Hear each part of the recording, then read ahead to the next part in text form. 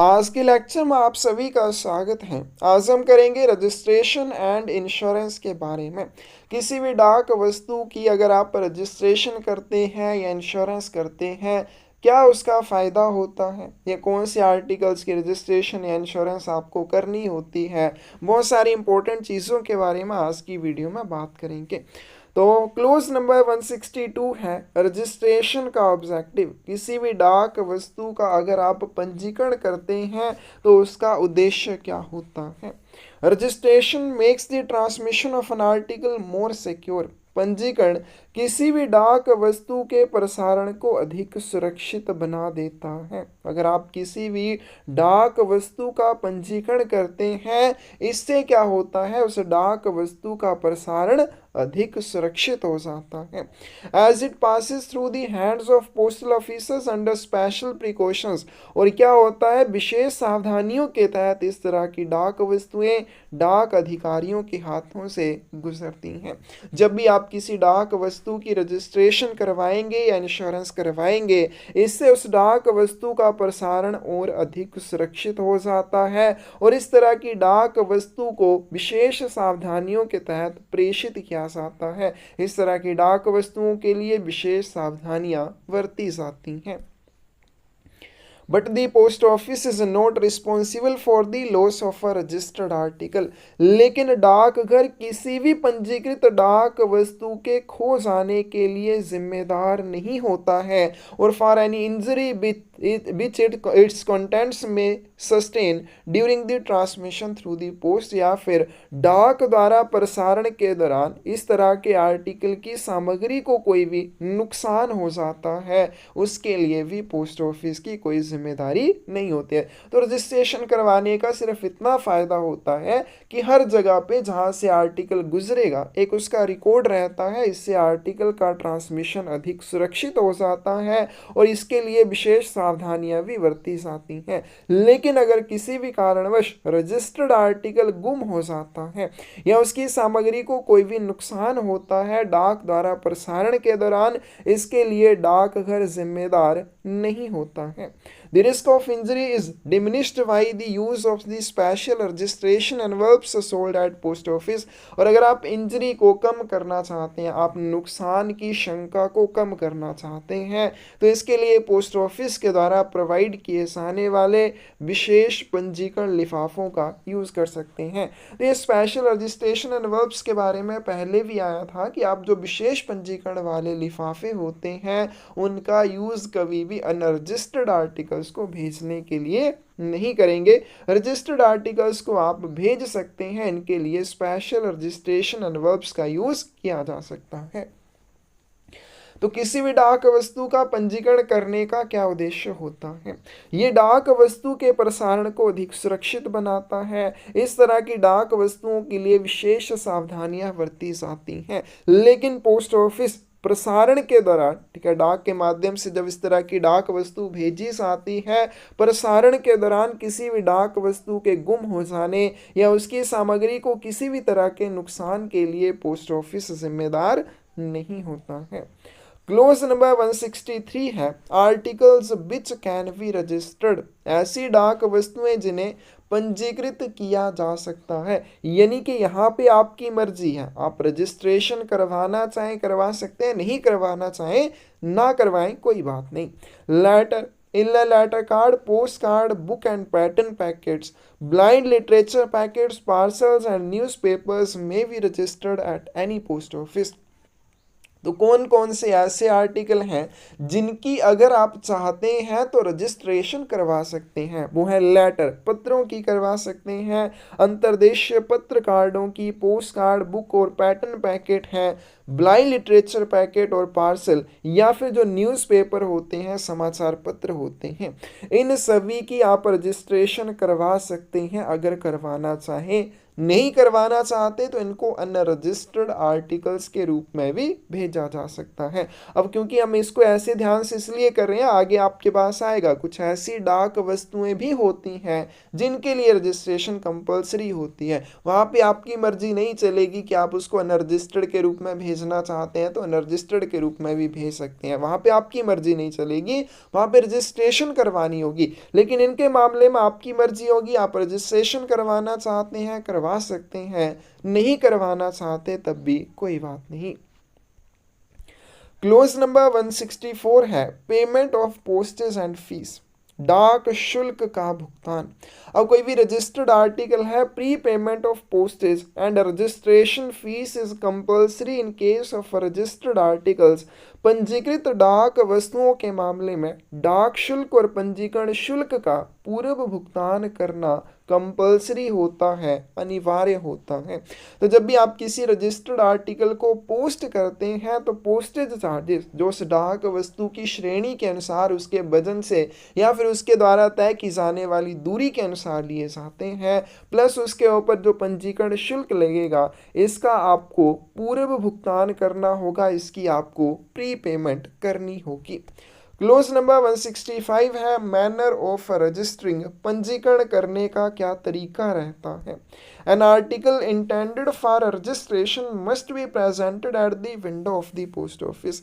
अगर आप किसी भी डाक वस्तु की रजिस्ट्रेशन करना चाहते हैं तो उस डाक वस्तु को आपको डाक घर के काउंटर पर, डाक घर की खिड़की पर प्रस्तुत करना होगा। No such article will be accepted for transmission registration if it is so small or so covered with the writing or sealing wax on the address side। कोई भी ऐसी डाक वस्तु जिसका साइज बहुत ही छोटा है, जो साइज में या आकार में बहुत ही छोटी है, या जिसके पते वाली साइड जहाँ पे एड्रेसी का प्राप्तकर्ता का एड्रेस लिखा है वो वाली साइड राइटिंग से आपने ढक दिया, वहाँ पे आपने और भी बहुत कुछ लिख दिया है, या वो सीलिंग वैक्स से ढकी हुई है, और otherwise made up in such a manner as to render it impracticable to affix to the article the prescribed official labels of the post office. या आपने आर्टिकल को इस तरह से बना दिया है कि उसके ऊपर डाक घर के द्वारा जो ऑफिशियल लेवल या आधिकारिक लेवल लगाया जाना था वो लगाना मुश्किल हो जाए।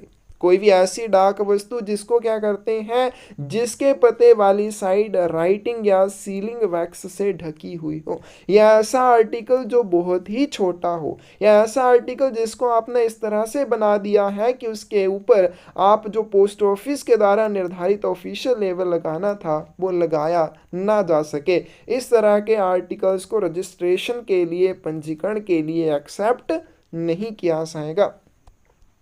This condition does not apply to an article which has an address label tied to it। लेकिन ये जो कंडीशन है ऐसे आर्टिकल्स के लिए अप्लाई नहीं होती है जिनके साथ एड्रेस लेवल बंधा होता है। लेकिन एड्रेस लेवल के लिए भी सेम कंडीशन है कि एड्रेस लेवल बहुत ही छोटा नहीं होना चाहिए, एड्रेस लेवल के पते वाली साइड को राइटिंग या राइटिंग से ढका हुआ नहीं होना चाहिए, और दूसरी बात उसमें क्या है, इस तरह से आपने उस एड्रेस लेवल को नहीं बना देना है कि पोस्ट ऑफिस के द्वारा जो ऑफिशियल लेवल उसके ऊपर लगाया जाना है वो लगाना मुश्किल हो जाए। तो रजिस्ट्रेशन के लिए किसी भी आर्टिकल को पोस्ट ऑफिस विंडो पर प्रस्तुत किया जाना चाहिए, लेकिन जो आर्टिकल आप रजिस्ट्रेशन के लिए प्रस्तुत करेंगे वो बहुत ही छोटा नहीं होना चाहिए, उसके पते वाली साइड राइटिंग या सीलिंग वैक्स से ढकी हुई, कवर की हुई नहीं होनी चाहिए, और आर्टिकल को आपने इस तरह से नहीं बना देना है कि पोस्ट ऑफिस के द्वारा उसके ऊपर जो निर्धारित ऑफिशियल लेवल लगाया जाना है वो लगाना मुश्किल हो जाए। ये जो कंडीशन ऊपर बताई गई है ऐसे आर्टिकल्स के ऊपर अप्लाई नहीं होती है जिनके साथ एड्रेस लेवल बंधा हुआ होता है। लेकिन एड्रेस लेवल के लिए भी सेम कंडीशन है, एड्रेस लेवल बहुत ही छोटा नहीं होना चाहिए, और उसमें भी पते वाली साइड राइटिंग से, मतलब उसमें जो एड्रेस वाली साइड है वहाँ पे कुछ भी एक्स्ट्रा लिखा नहीं होना चाहिए, और इस तरह से आपने उस एड्रेस लेवल को लगाना है कि उसके ऊपर जो पोस्ट ऑफिस के द्वारा ऑफिशियल लेवल लगाया जाना है उसको लगाए जाने में कोई भी मुश्किल ना हो। No such article shall also be accepted for registration, और किस तरह की डाक वस्तुओं को पंजीकरण के लिए स्वीकार नहीं किया जाएगा, where it contains words to the effect that it has been or is intended to be insured for any specific sum. अगर कोई भी ऐसा आर्टिकल है जिसके ऊपर कोई ऐसे शब्द हैं या जिसको किसी निर्धारित वैल्यू निर्धारित राशि के लिए इंश्योर किया जाना है, बीमित किया जाना है, या फिर that it may contain valuable contents unless it is also to be insured, या फिर उस आर्टिकल में कुछ भी मूल्यवान कोई सामान है और जब तक आप उसकी इंश्योरेंस नहीं करते, उसका बीमा नहीं करते, तब तक उसको रजिस्ट्रेशन के लिए एक्सेप्ट नहीं किया जाएगा। तो यहाँ पे यही सेम चीज़ बताई गई है कि कोई भी आर्टिकल रजिस्ट्रेशन के लिए एक्सेप्ट नहीं किया जाएगा अगर उस आर्टिकल के लिए इंश्योरेंस ज़रूरी है। तो किसी भी आर्टिकल के लिए अगर इंश्योरेंस ज़रूरी है तो इंश्योरेंस आपको करवानी होगी, रजिस्ट्रेशन भी उसकी तभी होगी। तो अगर किसी भी आर्टिकल के ऊपर कुछ ऐसे शब्द लिखे हुए हैं कि इस आर्टिकल की इंश्योरेंस की जानी है इतनी वैल्यू के लिए या उसको किसी निर्धारित मूल्य के लिए बीमित किया जाना हो, तो ऐसी स्थिति में उस आर्टिकल की इंश्योरेंस भी आपको करवानी होगी, तभी रजिस्ट्रेशन उसकी की जाएगी। If the postmaster is satisfied that it is necessary so to do the meet the rush of work in night post office or a mobile post office, he may restrict the number of registered articles that may be tendered for booking at any person by any person at one time। अगर post master general इस बात से satisfy होता है, संतुष्ट होता है कि नाइट पोस्ट ऑफिस या मोबाइल पोस्ट ऑफिस में बहुत ज़्यादा भीड़ है, ठीक है, वो अगर इस बात से संतुष्ट है कि कोई नाइट पोस्ट ऑफिस है या कोई मोबाइल पोस्ट ऑफिस है वहाँ पे बहुत ज़्यादा भीड़ हो जाती है, तो वो क्या कर सकता है, पोस्ट मास्टर जनरल उस नाइट पोस्ट ऑफिस या मोबाइल पोस्ट ऑफिस के द्वारा रजिस्टर्ड आर्टिकल जो बुक किए जाते हैं उन रजिस्टर्ड आर्टिकल को प्रस्तुत करने वाले एक व्यक्ति के द्वारा प्रस्तुत किए जाने वाले लेखों की संख्या को रिस्ट्रिक्ट कर सकता है। यानी कि वो क्या कर सकता है कि मान लीजिए क्या है, नाइट पोस्ट ऑफिस या मोबाइल पोस्ट ऑफिस है, वहाँ पर काम की भीड़ से बचने के लिए पोस्ट मास्टर जनरल ये निर्धारित कर सकता है कि ऐसे नाइट पोस्ट ऑफिस या मोबाइल पोस्ट ऑफिस में एक व्यक्ति के द्वारा एक बार में मैक्सिमम कितने रजिस्टर आर्टिकल प्रस्तुत किए जाएंगे, वो उस सीमा से ज़्यादा आर्टिकल्स प्रस्तुत नहीं कर सकता। जैसे वो निर्धारित कर सकता है कि एक व्यक्ति एक समय में सिर्फ 5 ही रजिस्टर्ड आर्टिकल प्रस्तुत कर सकता है, तो उससे ज़्यादा आर्टिकल वहाँ पे उस व्यक्ति के द्वारा एक समय में प्रस्तुत नहीं किए जाएंगे। कौन इस चीज़ को निर्धारित करता है, पोस्ट मास्टर जनरल करता है। क्लोज नंबर 166 है सेंडर्स रिसिप्ट, प्रेषक की रसीद। Receipt will be given to the sender person send or present article at post office window during hours prescribed for posting of a registered article। तो जो भी व्यक्ति किसी भी आर्टिकल को प्रस्तुत करता है पोस्ट ऑफिस में रजिस्ट्रेशन के लिए, उस व्यक्ति को एक रसीद दी जाती है उस आर्टिकल के संबंध में। No registered article shall be delivered to addressee unless and until he or his agent has signed a receipt for it in such form as the director general postal services shall prescribed. अब ये तो आ गई sender की receipt. First point में क्या आ जाएगी, प्रेषक की रसीद। जो भी व्यक्ति डाक घर में किसी डाक वस्तु को वर्किंग आवर्स के दौरान प्रस्तुत करता है, पोस्ट ऑफिस विंडो पर आवर्स जो भी निर्धारित किए हैं किसी भी रजिस्टर्ड आर्टिकल को पोस्ट करने के लिए, उन घंटों के दौरान कोई भी व्यक्ति जब किसी डाक वस्तु को पोस्ट ऑफिस में रजिस्ट्रेशन के लिए प्रस्तुत करता है तो उस आर्टिकल की रजिस्ट्रेशन के बाद प्रेषक को या उस आर्टिकल को प्रस्तुत करने वाले व्यक्ति को एक रिसिप्ट दी जाती है, रसीद दी जाती है। अगर एड्रेसी की बात करें तो किसी भी रजिस्टर्ड आर्टिकल का वितरण तब तक नहीं किया जाएगा जब तक प्राप्तकर्ता या प्राप्तकर्ता का एजेंट उस रजिस्टर्ड आर्टिकल के लिए एक निर्धारित रसीद के ऊपर हस्ताक्षर नहीं करता। और इस निर्धारित रसीद का जो फॉर्म होता है वो कौन सा फॉर्म होगा, डायरेक्टर जनरल के द्वारा निर्धारित किया जाएगा। क्लोज नंबर 167 है booking of registered articles in bulk, थोक में पंजीकृत लेखों की बुकिंग करना।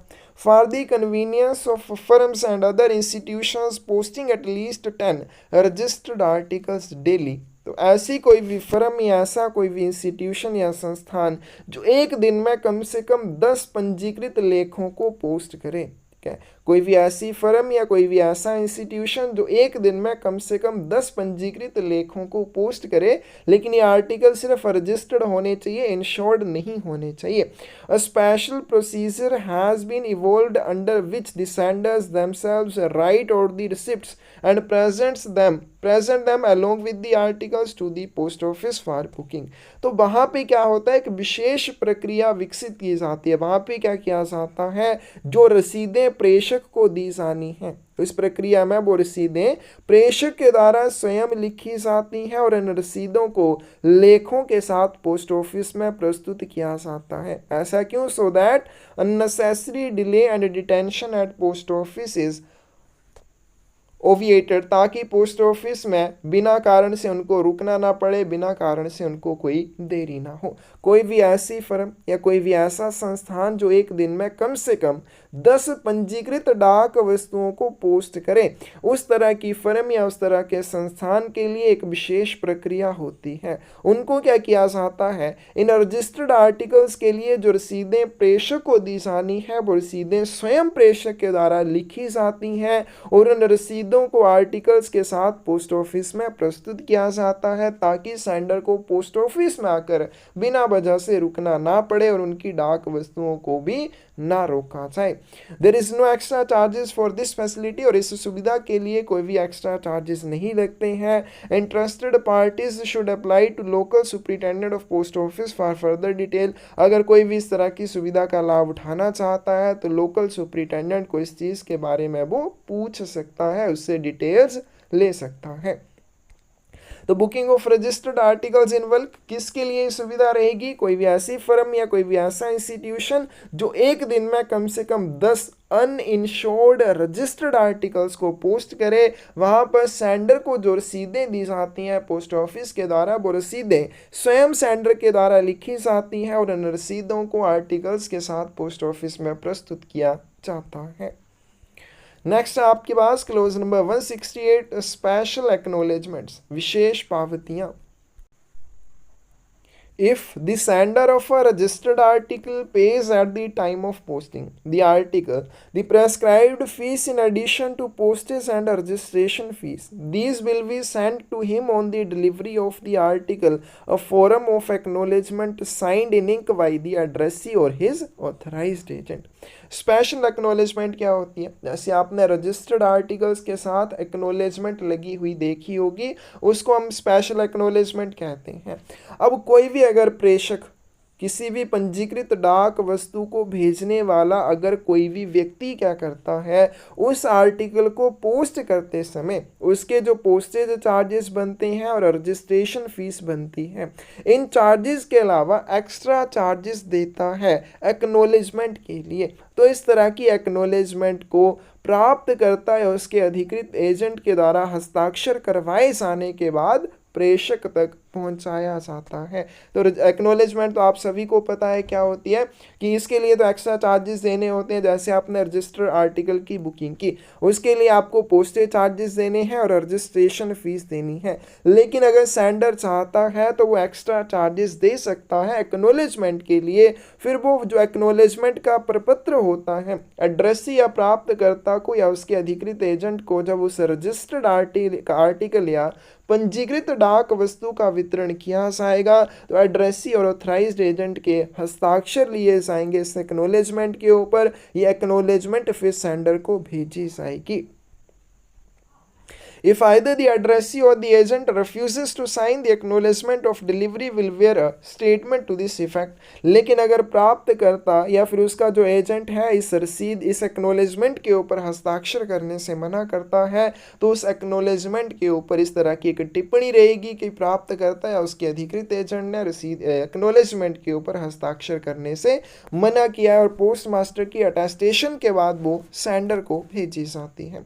तो एक्नॉलेजमेंट क्या होती है? अगर सेंडर चाहता है कि एक प्रपत्र होता है और अगर सेंडर चाहता है तो किसी भी रजिस्टर्ड आर्टिकल की पोस्टिंग के समय पोस्टेज चार्जेस और रजिस्ट्रेशन चार्जेस के अलावा एक्स्ट्रा चार्जेस देके एक एक्नॉलेजमेंट उस आर्टिकल के साथ भेज सकता है। जब वो आर्टिकल एड्रेसी या उसके अधिकृत एजेंट को वितरित किया जाएगा तो एड्रेसी ऑथराइज्ड एजेंट को उस आर्टिकल के साथ आने वाली एक्नॉलेजमेंट के ऊपर हस्ताक्षर करने होंगे और वो हस्ताक्षर की हुई रसीद या एक्नॉलेजमेंट फिर सेंडर या प्रेषक को भेजी जाती है। लेकिन अगर किसी भी कारणवश एड्रेसी या उसका एजेंट इस एक्नॉलेजमेंट के ऊपर हस्ताक्षर करने से मना करता है तो एक्नॉलेजमेंट फिर भी सेंडर को भेजी जाती है। उसके ऊपर टिप्पणी रहती है, स्टेटमेंट रहती है कि एड्रेसी या उसके ऑथराइज्ड एजेंट ने हस्ताक्षर करने से मना किया और वो एक्नॉलेजमेंट पोस्ट मास्टर के द्वारा अटेस्टेड की हुई होती है।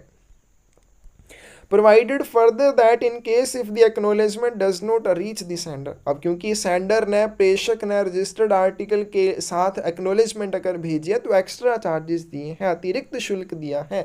अगर कहीं भी वो एक्नॉलेजमेंट सेंडर के पास वापस नहीं पहुंचती है then a certificate of delivery shall be issued by post master of delivery post office. तो वितरण डाक घर के पोस्ट मास्टर के द्वारा एक सर्टिफिकेट ऑफ डिलीवरी जारी किया जा सकता है अगर ग्राहक इस चीज की डिमांड करता है and shall be given to sender in electronic form. और ये जो सर्टिफिकेट ऑफ डिलीवरी है प्रेषक को इलेक्ट्रॉनिक फॉर्म में दिया जाता है। Provided that no fee shall be payable in respect of a registered blind literature packet for which an acknowledgement is required. अगर आप किसी भी ब्लाइंड लिटरेचर पैकेट के लिए एक्नॉलेजमेंट चाहते हैं तो उसके लिए कोई एक्स्ट्रा चार्जेस नहीं देने होते हैं। तो हमने पिछली वीडियो में भी क्या था कि जो ब्लाइंड लिटरेचर पैकेट होते हैं पोस्टेज चार्जेस उनके ऊपर नहीं लगते हैं और ना ही एक्नॉलेजमेंट चार्जेस लगते हैं। तो एक्नॉलेजमेंट किसी भी ब्लाइंड लिटरेचर पैकेट के लिए फ्री ऑफ कॉस्ट रहेगी। तो यहाँ पे एक्नॉलेजमेंट क्या हो जाएगी कि अगर कोई भी प्रेषक यह चाहता है कि प्राप्तकर्ता को जब आर्टिकल दिया जाए तो प्राप्तकर्ता के द्वारा हस्ताक्षर किया हुआ एक फॉर्म या एक प्रपत्र जिसे एक्नॉलेजमेंट कहा जाता है मुझे भेजी जाए, तो वो सेंडर या प्रेषक क्या कर सकता है, रजिस्टर्ड आर्टिकल की बुकिंग के समय पोस्टेज और रजिस्ट्रेशन फीस के अलावा एक्स्ट्रा चार्जेस दे सकता है एक्नॉलेजमेंट के लिए। जब आर्टिकल वितरित किया जाएगा तो एड्रेसी या उसके एजेंट के एक्नॉलेजमेंट के ऊपर हस्ताक्षर लिए जाएंगे और वो हस्ताक्षरित एक्नॉलेजमेंट सेंडर को भेजी जाएगी। अगर एक्नॉलेजमेंट के ऊपर हस्ताक्षर करने से एड्रेसी या उसका एजेंट मना करता है तो उस एक्नॉलेजमेंट के ऊपर इसके बारे में एक स्टेटमेंट रहेगी। अगर किसी भी वजह से वो एक्नॉलेजमेंट वापस सेंडर तक नहीं पहुंचती है तो पोस्ट मास्टर जो होगा डिलीवरी पोस्ट ऑफिस का इसके लिए सर्टिफिकेट ऑफ डिलीवरी जारी कर सकता है अगर ग्राहक इस चीज़ की डिमांड करता है। और ये जो सर्टिफिकेट ऑफ डिलीवरी है सेंडर को इलेक्ट्रॉनिक फॉर्म में भेजा जाएगा। No article for which an acknowledgement is required shall be accepted for a registration unless it is accompanied by a prescribed form of acknowledgement duly filled in and securely fastened to such article। अगर कोई भी ऐसी डाक वस्तु है जिसके लिए acknowledgement अनिवार्य है तो इस तरह की डाक वस्तु को तभी रजिस्ट्रेशन के लिए एक्सेप्ट किया जाएगा जब विधिवत तरीके से भरा हुआ एक्नॉलेजमेंट फॉर्म उस आर्टिकल के साथ आप सुरक्षित रूप से बांध कर उस आर्टिकल को पोस्ट ऑफिस में प्रस्तुत करेंगे। The acknowledgement accompanying a registered parcel shall not be attached to it। अब अगर सिंपल आर्टिकल्स की बात करें तो एक्नॉलेजमेंट आर्टिकल के साथ आप स्टिच करेंगे, बांध के भेजेंगे। लेकिन अगर किसी भी रजिस्टर्ड पार्सल के साथ एक्नॉलेजमेंट भेजी जाती है तो उसको पार्सल के साथ अटैच नहीं किया जाता, अलग से उसको पार्सल के ऊपर रख के पोस्ट ऑफिस में हैंड ओवर कर दिया जाता है। The receipt granted to the sender of a registered article in respect of which a fees for special acknowledgement has been paid will have the letter AD written across it। जब भी किसी पंजीकृत डाक वस्तु के लिए एक्स्ट्रा चार्जेस दिए जाते हैं कि उसके साथ आपने एक्नॉलेजमेंट भेजनी है तो उस रजिस्टर्ड आर्टिकल के लिए जो प्रेषक को रसीद दी जाती है उस रसीद के ऊपर क्या लिखा होता है, AD शब्द लिखा होता है कि इसके साथ एक्नॉलेजमेंट भी दी हुई है। Registered article for which the sender requires an acknowledgement of delivery must bear on the cover the name and the address of the sender or have the superscription acknowledgement due on the address side. एक पंजीकृत लेख जिसके लिए प्रेषक को वितरण की पावती की आवश्यकता होती है, उसे उस पर प्रेषक का नाम और पता होना चाहिए और पते की तरफ सुपरस्क्रिप्शन पावती भी होनी चाहिए। तो कोई भी रजिस्टर्ड आर्टिकल है, कोई भी पंजीकृत डाक वस्तु है जिसके लिए सेंडर या प्रेषक एक्नॉलेजमेंट ऑफ डिलीवरी चाहता है, तो उस आर्टिकल के ऊपर क्या होना चाहिए, उस आर्टिकल को भेजने वाले का नाम और पता अवश्य होना चाहिए और साथ में उस आर्टिकल के ऊपर और क्या होना चाहिए, सुपरस्क्रिप्शन होनी चाहिए, एक्नॉलेजमेंट ड्यू लिखा होना चाहिए। तो उस आर्टिकल के साथ अगर एक्नॉलेजमेंट भेजिए तो उस आर्टिकल के ऊपर क्या लिखा होना चाहिए, एक्नॉलेजमेंट ड्यू लिखा होना चाहिए उस आर्टिकल के पते वाली side. In the case of letter, the name and address of the sender should be written on the bottom left hand corner of the address side or on the back of the cover। जब भी आप कोई registered letter भेजते हैं, पंजीकृत पत्र भेजते हैं, तो उस आर्टिकल को भेजने वाले का नाम और पता आर्टिकल के बॉटम लेफ्ट हैंड कॉर्नर में या आर्टिकल के बैक साइड पर भी हो सकता है। लेकिन जब आप कोई पोस्ट कार्ड भेजेंगे और उसकी रजिस्ट्रेशन करेंगे तो उसके लिए प्रेषक का नाम और पता कहाँ पे होना चाहिए, बॉटम लेफ्ट हैंड कॉर्नर पे होना चाहिए, बैक साइड पे नहीं लिखना है, जैसा पत्र के मामले में आप कर सकते हैं। क्लोज नंबर 169 है अटेस्टेड कॉपीज ऑफ रिसिप्ट्स, रसीदों की सत्यापित प्रतियां। The sender of a registered article may obtain an attested copy of the original receipt signed by addressee on payment of the prescribed fees। एक पंजीकृत वस्तु का प्रेषक निर्धारित विशेष शुल्क के भुगतान पर प्राप्तकर्ता द्वारा हस्ताक्षरित मूल रसीद की एक सत्यापित प्रति प्राप्त कर सकता है। अब इसका क्या अर्थ हो जाएगा, जैसे हमने बात की कि कोई रजिस्टर्ड आर्टिकल है, कोई पंजीकृत डाक वस्तु है, जब उसकी डिलीवरी होगी तो वितरण के समय प्राप्तकर्ता से या प्राप्तकर्ता के अधिकृत एजेंट से एक रसीद के ऊपर हस्ताक्षर लिए जाएंगे और जो रसीद के ऊपर हस्ताक्षर लिए जाएंगे वो रसीद का फॉर्म डायरेक्टर जनरल निर्धारित करता है। अब वो जो रिसिप्ट के ऊपर हस्ताक्षर किए हैं उन हस्ताक्षरों की अगर एक कॉपी प्रेषक को चाहिए, प्रेषक क्या चाहता है कि वितरण के समय प्राप्तकर्ता ने रसीद के ऊपर जो हस्ताक्षर किए थे उन हस्ताक्षरों की मुझे एक कॉपी चाहिए, तो वो अटेस्टेड कॉपी प्राप्त कर सकता है। इसके साथ अटेस्टेड वर्ड क्यों लगा है वो हम आगे करेंगे। तो वो क्या कर सकता है, प्राप्तकर्ता के द्वारा साइन की हुई ओरिजिनल रिसिप्ट की एक कॉपी प्राप्त कर सकता है, जो भी चार्जेस बनेंगे वो उसको देने होंगे। तो इसके साथ अटेस्टेड इसलिए लगा होता है क्योंकि जब इस तरह की रसीद बनाई जाती है तो जो रसीद बनाने वाला कार्यालय होता है या कॉपी बनाने वाला कार्यालय होता है उसका इंचार्ज या पोस्ट मास्टर इसकी अटेस्टेशन करता है। He makes his application for it within 6 months of the date on which the addressee signed the original receipt। और attested copy of receipt अगर प्रेषक को चाहिए, सेंडर को चाहिए, तो इसके लिए आवेदन कितने समय के भीतर किया जा सकता है। तो जब प्राप्तकर्ता ने जिस तिथि को प्राप्तकर्ता ने उस ओरिजिनल रिसिप्ट के ऊपर साइन किए थे उस तिथि से 6 महीने के भीतर इस तरह की रसीद के लिए आवेदन किया जा सकता है। क्लोज नंबर 170 है कंपनसेशन या मुआवजे के बारे में।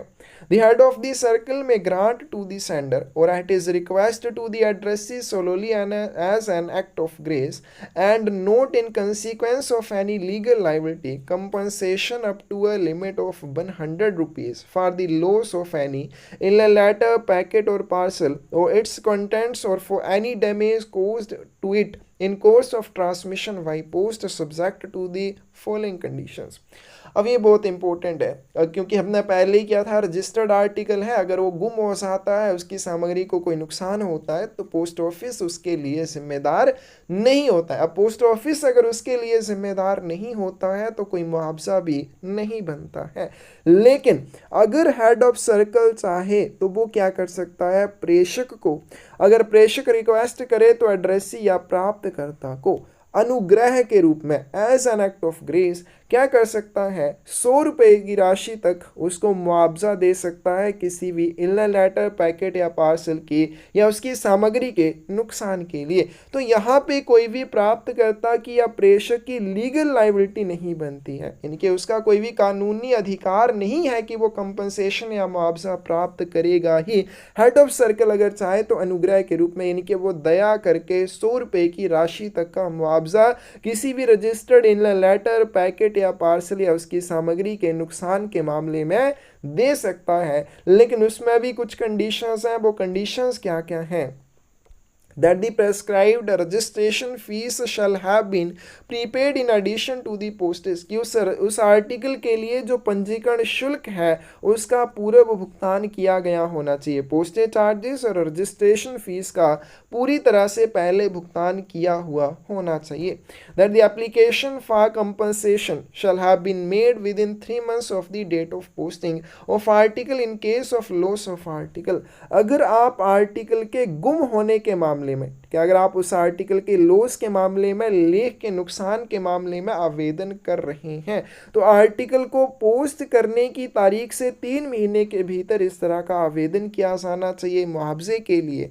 With in 1 month of the date of delivery of article in case of loss of contents और डैमेज। लेकिन अगर आप रजिस्टर्ड आर्टिकल की सामग्री के नुकसान या क्षति के लिए, क्या उसके आर्टिकल की जो सामग्री है उसके लॉस के लिए या डैमेज के लिए मुआवजे का आवेदन कर रहे हैं, तो आर्टिकल की डिलीवरी के 1 महीने के भीतर इस तरह के मुआवजे के लिए आवेदन आपको करना है। दोनों ही पॉइंट बहुत इंपॉर्टेंट है कि आप मुआवजे के लिए अगर आवेदन कर रहे हैं, अगर आपने आर्टिकल के लॉस के लिए मुआवजे का आवेदन किया है तो डेट ऑफ पोस्टिंग से, जिस तारीख को आपने आर्टिकल पोस्ट किया था उस डेट से 3 महीने के भीतर आपको इस तरह का आवेदन करना होगा। अगर आप उस आर्टिकल के कंटेंट्स के लॉस या डैमेज के लिए कर रहे हैं, अगर पूरे आर्टिकल के बारे में कर रहे हैं तो पोस्टिंग की तारीख से 3 महीने के भीतर, अगर आप उस आर्टिकल की सामग्री के नुकसान या क्षति के बारे में मुआवजे का आवेदन कर रहे हैं तो आर्टिकल की डिलीवरी की डेट से 1 महीने के भीतर इस तरह का आपको आवेदन करना होगा। That the amount of compensation shall not exceed the actual amount of loss or damage and that such amount can be referred directly to some loss or damage। तो जो भी आपको मुआवजा दिया जाएगा वो लॉस या डैमेज की राशि से ज़्यादा नहीं होगा। अगर आपकी 10 रुपये की लॉस या डैमेज हुआ है तो उससे ज़्यादा का मुआवजा आपको नहीं मिलेगा। That the decision of the Director General on all questions of compensation shall be final। तो मुआवजे के बारे में अगर डायरेक्टर जनरल का कोई अंतिम निर्णय आता है तो वही फाइनल होगा, उसके बाद उसके ऊपर कोई भी विचार विमर्श नहीं किया जाएगा। No compensation will be given in following cases, किन मामलों में आपको कोई भी मुआवजा नहीं दिया जाएगा। आपने कोई रजिस्टर्ड आर्टिकल भेजा तो कौन कौन से ऐसे मामले होंगे जहां पर उस आर्टिकल के मुआवजे के ऊपर ध्यान नहीं दिया जाएगा। फॉर लॉस और डैमेज, ऐसे मामले जहां क्षति या हानि क्यों होती है। In case in which this has been caused by the fault और नेग्लिजेंस ऑफ द सेंडर, ऐसे मामले जहां पर उस आर्टिकल को लॉस या डैमेज तो हुआ है लेकिन किसकी वजह से, प्रेषक की गलती की वजह से या उसकी लापरवाही की वजह से, या फिर in which the contents of the registered articles were articles which are not allowed to be sent by the inland post, या फिर उस आर्टिकल में आपने ऐसा सामान भेजा था या ऐसी सामग्री भेजी थी जिसको अंतर्देशीय डाक द्वारा भेजने की मनाही है, यानी कि आपने कोई भी उसमें निषिद्ध डाक वस्तु भेज दी थी तो उसको अगर नुकसान होता है पोस्ट ऑफिस की कोई भी जिम्मेदारी नहीं होगी। तो आपको मुआवजा किन स्थितियों में नहीं दिया जाएगा, अगर आर्टिकल को कोई भी लॉस या डैमेज होता है लेकिन किसकी वजह से, प्रेषक की गलती या उसकी लापरवाही की वजह से, या फिर आपने उसमें ऐसा कोई सामग्री, ऐसा कोई कंटेंट भेजा था जिसको इनलैंड पोस्ट या अंतर्देशीय डाक के माध्यम से भेजने की अनुमति नहीं थी, तो उस मामले में कोई भी लॉस या डैमेज के लिए आपको मुआवजा नहीं मिलेगा। For damage in case in which the contents of the registered articles are liquid और प्रिशेबल आर्टिकल्स और articles of an exceptionally fragile nature, आपने आर्टिकल में क्या भेजा था, आपने आर्टिकल में कोई भी लिक्विड भेजा था, कोई भी तरल पदार्थ भेजा था, या कोई भी प्रिशेबल आर्टिकल भेजा था, ऐसा कोई सामान भेजा था जो क्या हो सकता है, टूट फूट सकता है, या फिर आपने बहुत ही फ्रेजाइल नेचर का, बहुत ही नाजुक प्रकृति का कोई आर्टिकल या कोई भी सामग्री भेजी थी, तो अगर उसको कोई नुकसान होता है तो उसके लिए भी आपको कोई मुआवजा नहीं दिया जाएगा।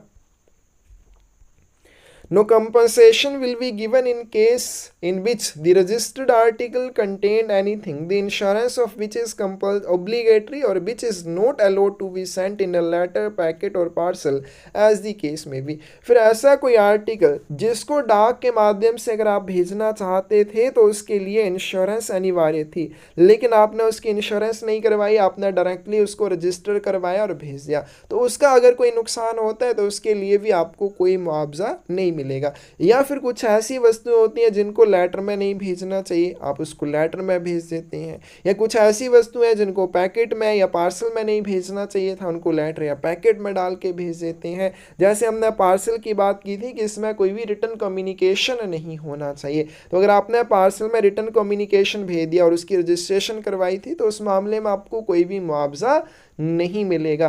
तो आपको मुआवजा तभी मिलेगा अगर आपने आर्टिकल के अंदर वही चीज़ भेजी है जिसको भेजने की अनुमति उस आर्टिकल या उस आर्टिकल की श्रेणी के माध्यम से होगी। तो कोई भी कंपनसेशन नहीं मिलेगी अगर आपने उस आर्टिकल को बिना इंश्योरेंस के भेजा है जिसके लिए इंश्योरेंस कंपल्सरी थी। In no case will compensation be given on account of postage, registration और पैकिंग चार्जेस। जो आपके द्वारा पोस्टेज चार्जेस दिए गए होंगे, रजिस्ट्रेशन चार्जेस दिए गए होंगे, या किसी भी आर्टिकल के जो पैकिंग चार्जेस होते हैं, उन सब के लिए आपको कोई भी मुआवजा नहीं मिलता है। मुआवजा सिर्फ आपको मिलता है आर्टिकल के नुकसान के लिए, ना कि उसके पोस्टेज चार्जेस के, रजिस्ट्रेशन या फिर पैकिंग चार्जेस के मामले में। The period of 3 months prescribed in close number 170, जैसे हमने किया कि कोई भी रजिस्टर्ड आर्टिकल है उसको कोई भी लॉस होता है तो उस मामले में जो आवेदन आप करेंगे वो पोस्टिंग की तारीख से 3 महीने के भीतर करेंगे। Shall be extended to 1 year in case of VP article. BP article या वैल्यू पेएबल आर्टिकल्स के मामले में ये मुआवजे के लिए आवेदन करने की अवधि 3 महीने की बजाय 1 वर्ष है। And to 6 months in case of registered articles addressed to or sent by members and units of armed forces। अगर आर्म्ड फोर्सेस की यूनिट्स या मेंबर्स के द्वारा कोई भी रजिस्टर्ड आर्टिकल भेजा गया है या इनके लिए कोई रजिस्टर्ड आर्टिकल भेजा गया है तो उस मामले में ये जो 3 महीने की अवधि है मुआवजे का आवेदन करने की वो 6 महीने तक बढ़ जाती है। क्लोज नंबर 171 है cases in which registration is compulsory. ऐसे मामले जिनमें रजिस्ट्रेशन कंपल्सरी हो जाती है, जैसे हमने ऊपर किया कि articles for which you can do in registration, कि ऐसे आर्टिकल जिनके लिए आप रजिस्ट्रेशन कर सकते हैं वहाँ पे कंपल्सरी नहीं है, लेकिन ऐसे आर्टिकल जिनके लिए रजिस्ट्रेशन आपको करवानी ही होगी वो कौन कौन से मामले हैं। Any parcel exceeding 4 kilogram in weight, कोई भी पार्सल जिसका वजन 4 किलोग्राम से अधिक हो जाता है उसके लिए आपको रजिस्ट्रेशन करवानी ही होगी। Any parcel found in letter box, कोई भी पार्सल अगर लेटर बॉक्स में पाया जाता है, हमने पिछली वीडियो में भी किया था कि पार्सल अगर आप कोई भी भेजते हैं, चाहे आप उसको रजिस्टर्ड करना चाहते हैं चाहे अनरजिस्टर्ड भेजना चाहते हैं, पोस्ट ऑफिस में आपने उसे प्रस्तुत करना होता है। लेकिन अगर आप किसी भी पार्सल को पोस्ट करने के लिए लेटर बॉक्स में डालते हैं तो उसको रजिस्टर्ड पार्सल की तरह ट्रीट किया जाता है। तो कोई भी ऐसा पार्सल जिसका वजन 4 किलोग्राम से ज़्यादा हो जाता है उसकी रजिस्ट्रेशन कंपल्सरी हो जाती है। कोई भी पार्सल अगर लेटर बॉक्स में पोस्ट किया हुआ पाया जाता है तो उसके लिए रजिस्ट्रेशन कंपल्सरी हो जाती है। इंश्योर्ड आर्टिकल के लिए, बीमित डाक वस्तु के लिए भी रजिस्ट्रेशन कंपल्सरी है। Parcel addressed to a place where custom declaration is required, अगर आप पार्सल किसी ऐसी जगह के लिए भेज रहे हैं जहां को पार्सल भेजने के लिए आपको कस्टम घोषणा की आवश्यकता है तो उस स्थिति में भी रजिस्ट्रेशन आपको करवानी होगी। आर्टिकल कंटेनिंग पोस्टेज और अदर स्टैम्प्स, अगर कोई भी आप ऐसा आर्टिकल भेज रहे हैं जिसमें डाक टिकट या अन्य टिकट हो, कोई लेवल हो, चेक हो, हुंडी, बैंक नोट या बिल ऑफ एक्सचेंज हो तो उस तरह के आर्टिकल की रजिस्ट्रेशन भी कंपल्सरी होगी। आर्टिकल वेयरिंग वर्ड रजिस्टर्ड, कोई भी ऐसा आर्टिकल जिसके ऊपर आपने पंजीकृत शब्द लिखा है, क्या कोई भी आर्टिकल है उसके ऊपर अगर आपने यहाँ पे रजिस्टर्ड शब्द लिख दिया तो उसकी भी रजिस्ट्रेशन कंपलसरी हो जाती है, बिना रजिस्ट्रेशन के उसको नहीं भेजा जाएगा। Registered article which is reposted after having been delivered, कोई भी ऐसा पंजीकृत लेख जो एक बार वितरित हो गया और उसको फिर से अगर रीपोस्ट किया जा रहा है तो उसके लिए भी रजिस्ट्रेशन कंपलसरी हो जाती है। और अगर कोई भी वैल्यू पेएबल आर्टिकल है, मूल्यदेय डाक वस्तु है, तो उसके लिए भी रजिस्ट्रेशन कंपलसरी हो जाती है। If an article requires registration sent without registration will be charged with double the fees of registration of delivery, अगर कोई भी डाक वस्तु जिसके लिए पंजीकरण अनिवार्य था आपने उसको बिना रजिस्ट्रेशन के विदाउट रजिस्ट्रेशन भेज दिया तो वितरण के समय रजिस्ट्रेशन चार्जेस से दोगुने चार्जेस उसके ऊपर लिए जाएंगे। अगर आपने रजिस्ट्रेशन चार्जेस पार्शली पेड किए हैं, पूरी तरह से उनका भुगतान नहीं किया है, तो जो भी एक्चुअल में आपने पे किया है, फीस लगनी थी और आपने जो फीस दी है, उन दोनों का डिफरेंस निकाला जाएगा, वो आपसे लिया जाएगा। क्या तो कोई भी आपने रजिस्टर्ड आर्टिकल भेजा है उसके लिए रजिस्ट्रेशन जरूरी थी, आपने नहीं करवाई तो वितरण के समय दोगुने रजिस्ट्रेशन चार्जेस आपसे ले लिए जाएंगे। तो ये हो जाएगा रजिस्ट्रेशन के बारे में। इनके जो चार्जेस वगैरह हैं वो प्रोडक्ट एंड सर्विसेज में करेंगे, कुछ और इंपॉर्टेंट चीज़ें उनके साथ ऐड होंगी तो हम प्रोडक्ट एंड सर्विसेज में और डिटेल में करेंगे। आगे चलते हैं, इंश्योरेंस की बात करते हैं। बीमा, किसी भी डाक वस्तु के लिए इंश्योरेंस कैसे और कब आपको करनी होती है। Articles which can be insured, ऐसी डाक वस्तुएं जिनका आप बीमा कर सकते हैं, यानी कि यहाँ पे भी आपको कंपलसरी नहीं करवाना है, अगर करवाना चाहते हैं तो करवा सकते हैं। वो कौन कौन से आर्टिकल हैं? पंजीकृत पत्र, वैल्यू पेएबल रजिस्टर्ड लेटर, मूल्य दे पंजीकृत पत्र, registered parcel, value payable registered parcel, business parcel और स्पीड पोस्ट आर्टिकल, इन सभी की अगर आप चाहें तो इंश्योरेंस करवा सकते हैं, बीमा करवा सकते हैं। Limit up to which articles can be insured, अब आर्टिकल्स को इंश्योर करने की या बीमित करने की लिमिट क्या रहती है? Up to value of 600 rupees for articles booked at branch post office, अगर आप किसी भी आर्टिकल को शाखा डाक घर में इंश्योर करवा रहे हैं, बीमित करवा रहे हैं, तो 600 रुपये तक की उसकी इंश्योरेंस की जा सकती है। Up to the value of ₹1 lakh for articles booked at other post office, अन्य डाकघरों में लेखों का भी बीमा 1 लाख रुपए की राशि तक किया जा सकता है। Insured value shall not exceed the real value of the contents of the article, जो आर्टिकल के अंदर आप सामग्री भेज रहे हैं उस सामग्री की वैल्यू से ज़्यादा के लिए आप उस आर्टिकल की इंश्योरेंस नहीं करवा सकते।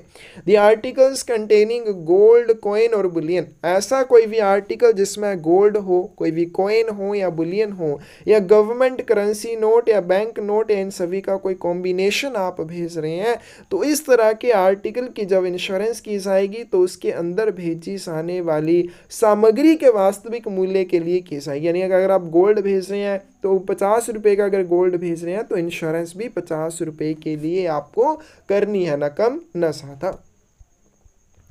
Registered articles to and from army post offices may be insured up to the value of 500 rupees each। अब अगर आप कोई भी आर्मी पोस्ट ऑफिस को आर्टिकल भेज रहे हैं, कोई भी पंजीकृत डाक वस्तु आर्मी पोस्ट ऑफिस को या आर्मी पोस्ट ऑफिस से भेजी जा रही है तो उसकी इंश्योरेंस 500 रुपये तक की जा सकती है। Where currency notes are dispatched by insured post, अगर करेंसी नोट्स को आप बीमित डाक के माध्यम से भेजते हैं तो इनकी इंश्योरेंस वैल्यू 20,000 रुपये से ज़्यादा नहीं होगी। तो हम प्रोहिबिटेड आर्टिकल्स में एक बार फिर से करेंगे क्योंकि ये अब प्रतिबंधित माने जाते हैं। आप डाक के माध्यम से currency note, bank note, coin, इस तरह की चीज़ें नहीं भेज सकते हैं। अगर डायरेक्टर जनरल उसमें आपको परमिशन देता है तभी भेजी जाएंगी, तो उसकी लिमिट के बारे में हम फिर से करेंगे, तो इसको आपने थोड़ा अपडेट रखना है। नेक्स्ट चलते हैं, क्लोज नंबर 173 इंश्योरेंस के बारे में बात करते हैं। बीमा कौन सा डाकघर कर सकता है? Articles may be insured in all post offices, लेखों का बीमा सभी डाकघरों में किया जा सकता है। Insurance covers all risks in course of transmission by post, डाक द्वारा प्रसारण के दौरान बीमा सभी जोखिमों को कवर करता है। यानी कि जितने भी रिस्क होते हैं, चाहे आर्टिकल के गुम होने के हैं, चाहे आर्टिकल को कोई नुकसान होने के हैं, आर्टिकल को चोरी होने के हैं, उसकी सामग्री को चोरी होने के हैं, तो इस तरह के जितने भी जोखिम होते हैं उन सभी को ये कवर करता है, आपको उनके मामले में मुआवजा दिलाता है।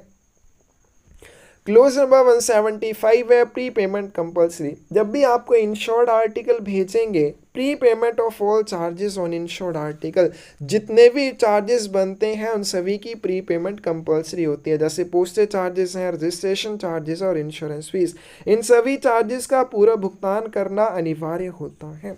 Postage stamps affixed to an insured article must be placed apart from one another so that they may not serve to conceal injuries to the cover of the letter or parcel। जब भी आपने किसी भी insured article के ऊपर डाक टिकटों को अफिक्स करना है, चिपकाना है, तो उनको एक दूसरे से अलग अलग करके चिपकाना है, क्योंकि अगर आप इकट्ठी चिपका देंगे और उस आर्टिकल को कोई नुकसान हुआ है या उसको आर्टिकल को कोई छेड़छाड़ की है तो डाक टिकट उसके ऊपर लगा दिए तो आपको पता नहीं चलेगा। तो आर्टिकल आपने सेपरेट करके लगाने हैं ताकि कोई भी इंजरी को छिपाया ना जा सके।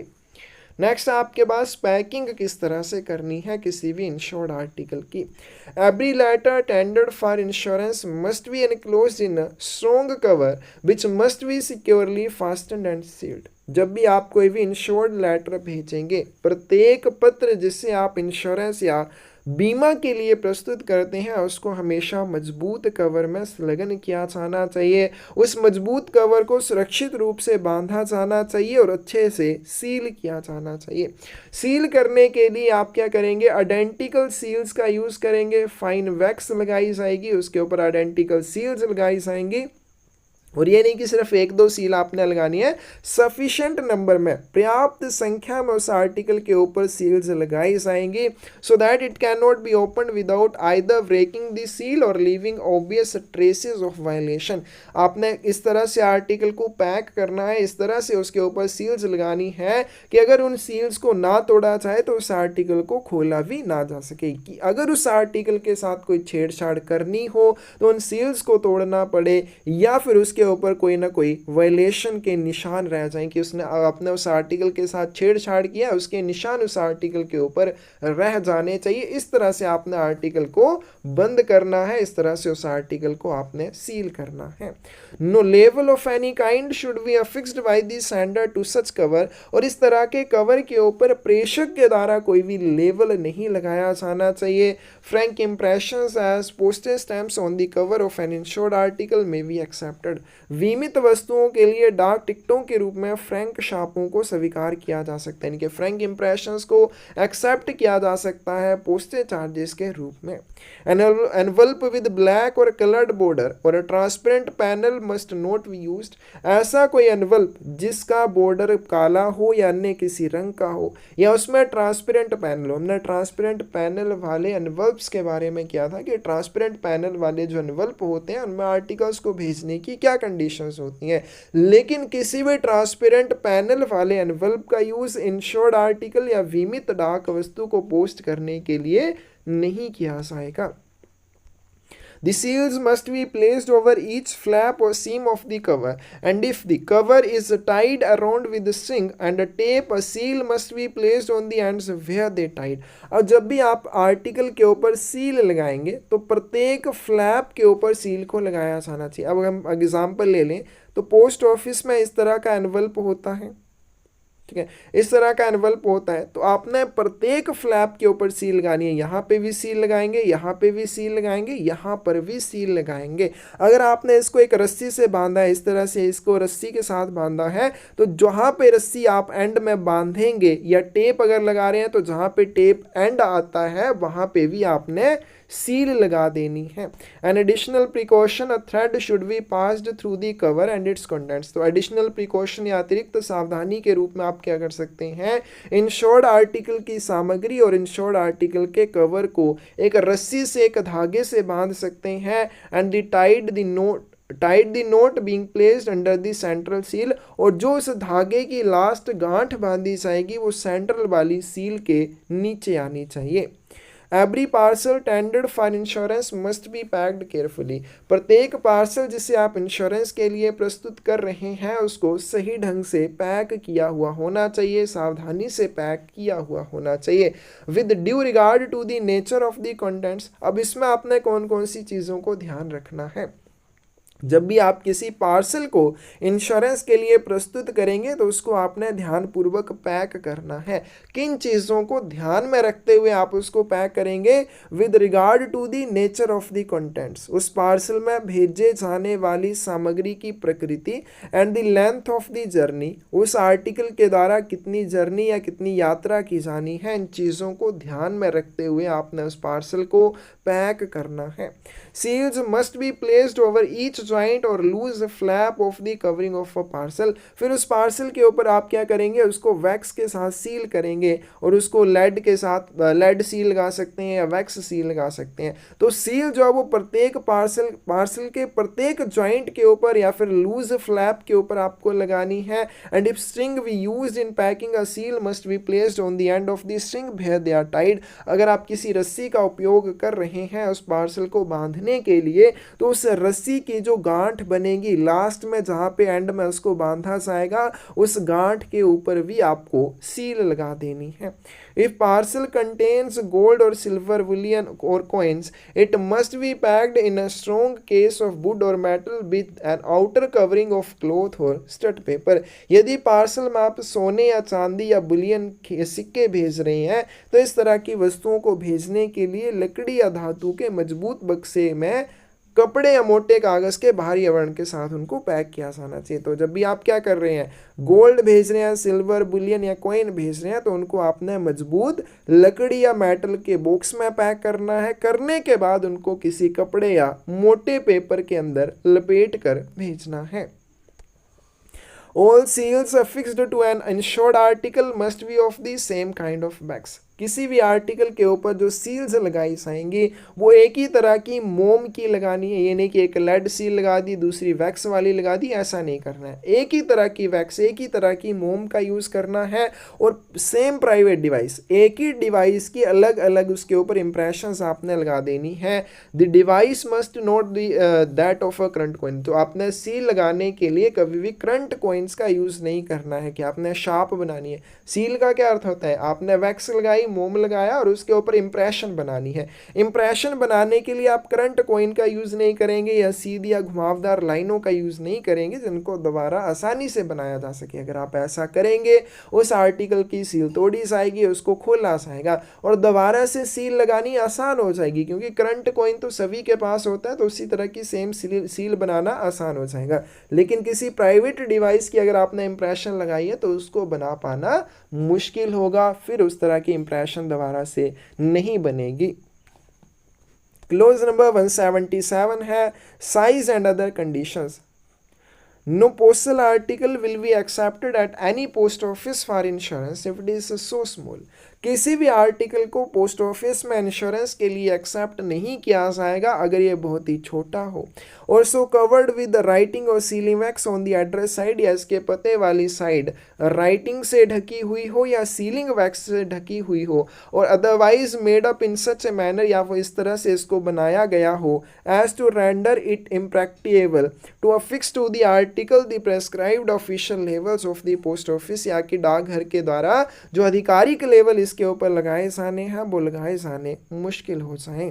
लेकिन ये जो एक्सप्लेनेशन दिया है कि एड्रेस साइड में अगर आपने इस तरह से किया है और उसके साथ एड्रेस लेवल लगाया तो ये कंडीशन अप्लाई नहीं होती है। लेकिन जो एड्रेस लेवल आप लगाएंगे वो भी बहुत छोटा नहीं होना चाहिए, या फिर उसके ऊपर राइटिंग नहीं होनी चाहिए। और दूसरी बात, इस तरह से वो होना चाहिए कि उसके ऊपर जो ऑफिशियल लेवल पोस्ट ऑफिस के द्वारा लगाया जाना है वो लगाया जाना मुश्किल ना हो।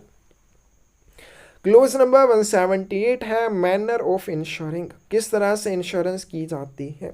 An article intended for insurance must be presented at the window of the post office. किसी भी आर्टिकल की अगर आप इंश्योरेंस करवाना चाहते हैं तो उस आर्टिकल को आपने डाकघर की खिड़की पर प्रस्तुत करना होता है।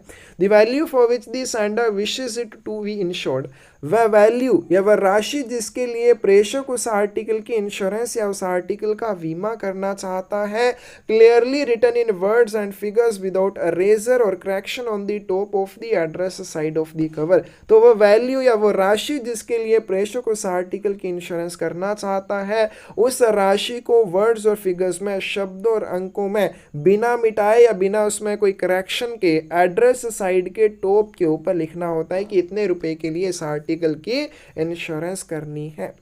The name and address of the sender must also be written on the cover in the lower left hand corner। उस आर्टिकल के ऊपर प्रेषक का पता भी लिखा जाना चाहिए लोअर लेफ्ट हैंड कॉर्नर में, जहाँ पे नॉर्मली लिखा जाता है। नेक्स्ट है आपके पास clause number 180, receipt given to sender, प्रेषक को दी जाने वाली रसीद।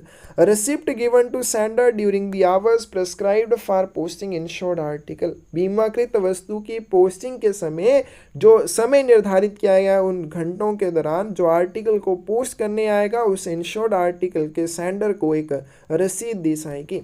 एनी एरर और mistake should be pointed out at once by sender, अगर उसमें कोई भी एरर है या कोई भी गलती है तो प्रेषक को उसे पॉइंट आउट कर लेना चाहिए तुरंत, अदरवाइज बाद में पोस्ट ऑफिस उसके नुकसान या मुआवजे के लिए उत्तरदायी या जिम्मेदार नहीं होगा। क्लोज नंबर 181 है स्पेशल एक्नॉलेजमेंट, विशेष पावती।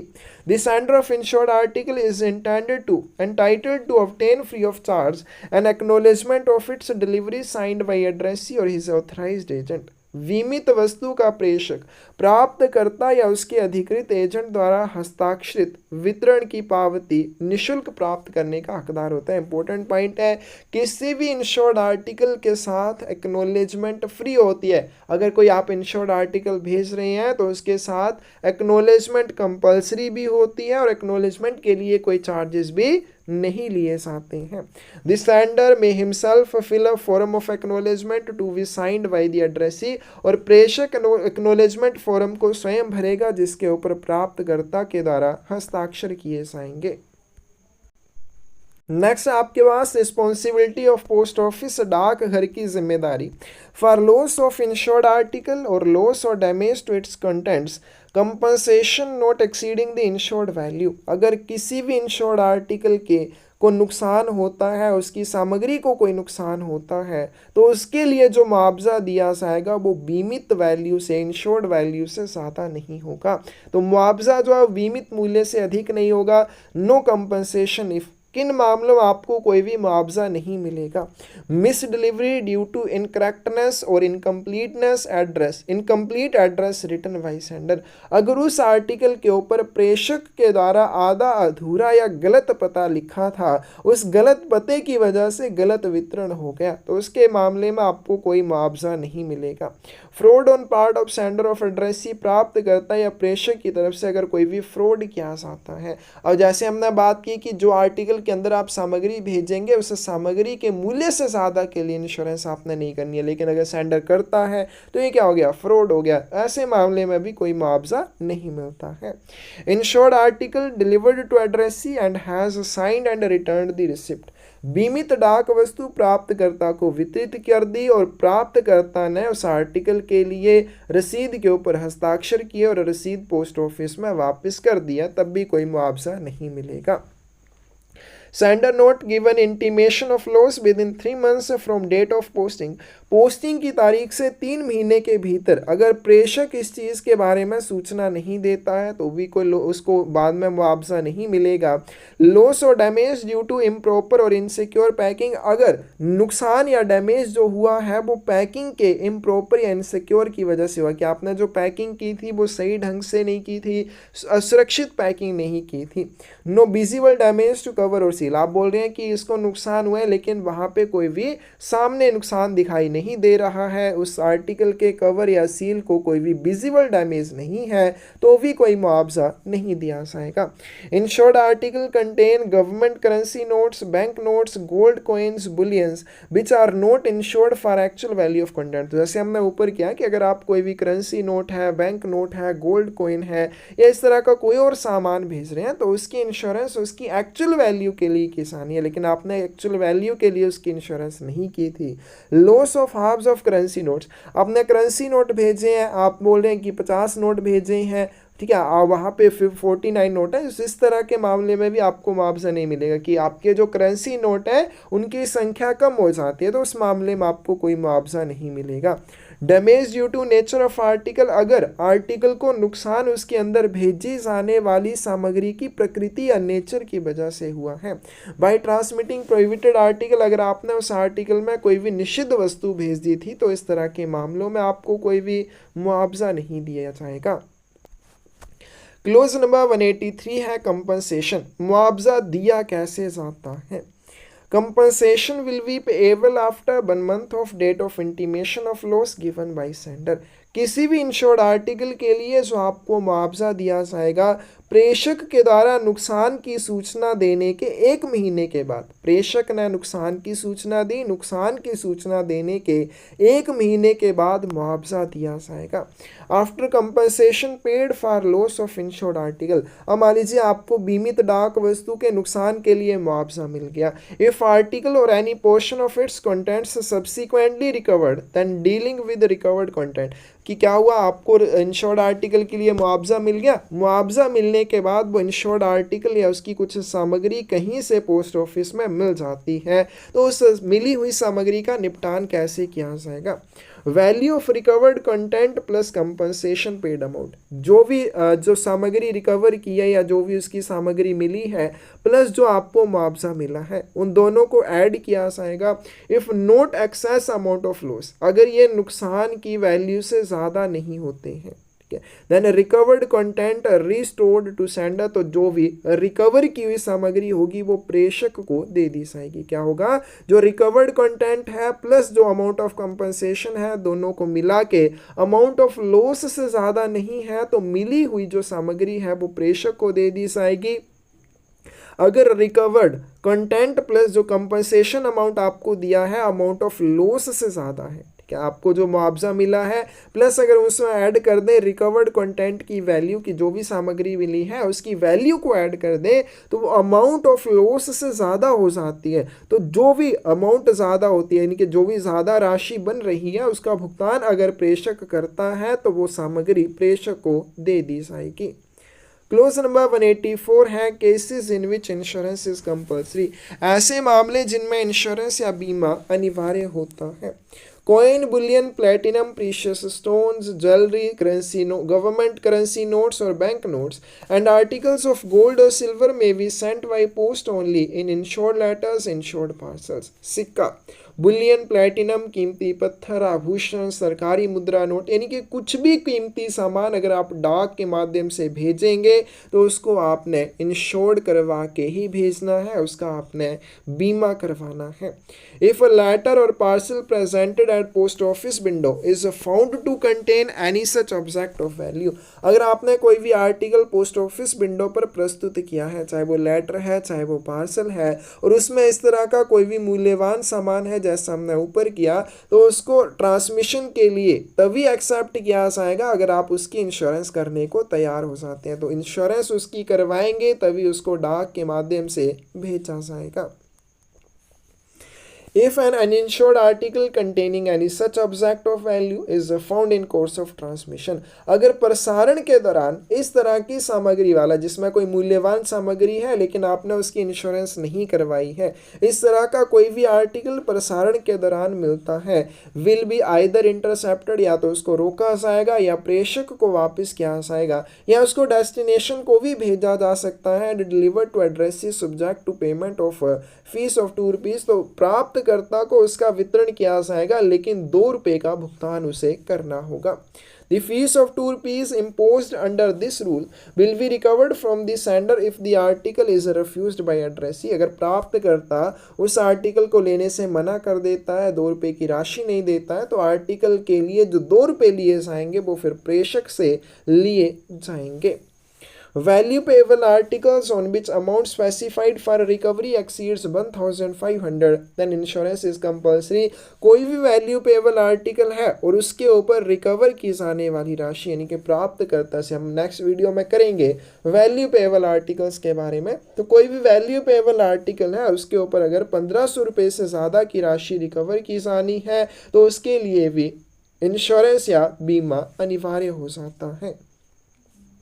क्लोज नंबर 185 है declaration of value of gold coins और बुलियंस और गोल्ड ऑर्नामेंट्स और आर्टिकल्स ऑफ गोल्ड, सोने के सिक्के, या बुलियन या सोने के आभूषण या सोने की वस्तुओं के मूल्य की घोषणा।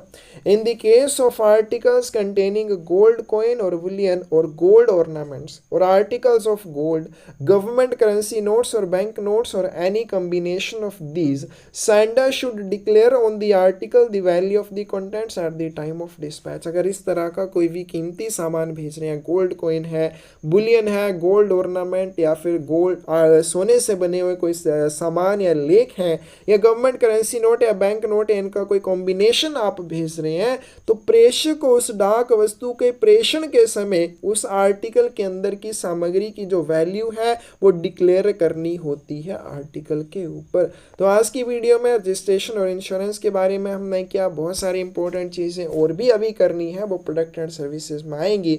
इसमें भी बहुत सारी इंपॉर्टेंट चीज़ें हैं जो आपको अच्छे से करनी है। अगर आपको पोस्टल एग्जाम्स की तैयारी के लिए बुक्स चाहिए तो डिस्क्रिप्शन में साइट का लिंक मिल जाएगा। कोई कन्फ्यूज़न आपको हो, कोई चीज़ समझ ना आई हो, कमेंट सेक्शन में आप पूछ सकते हैं। धन्यवाद।